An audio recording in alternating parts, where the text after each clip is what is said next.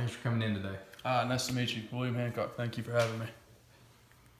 Okay, to start off today, I'd like to ask you a few questions. The first question, briefly, would you summarize your work history and education for me? Yes, in the past, throughout middle school and high school, I did maintenance work at my church.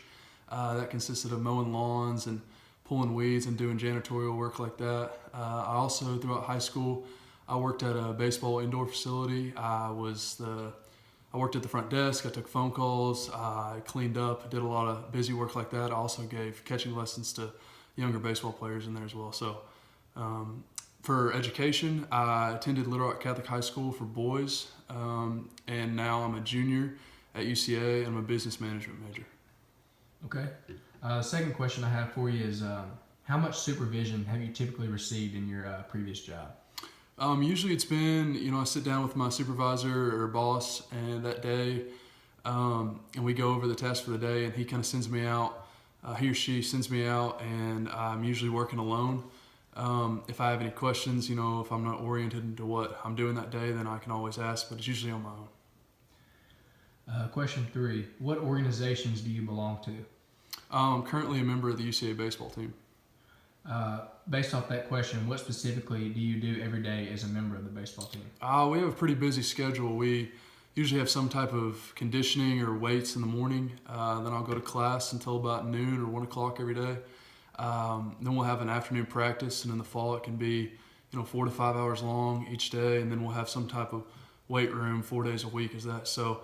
I think balancing school and team activities that are mandatory to attend. I think that's really got me used to having a busy schedule and ready for the work life. Okay, well, with all that, how do you take direction? I think I take it pretty well. Playing sports my whole life, coaches can give a lot of constructive criticism, and I believe all criticism can be taken in the constructive way, and that just depends on your personality and how you take it and what you do with it, and I think I handle it really well. Do you prefer to work with others or alone?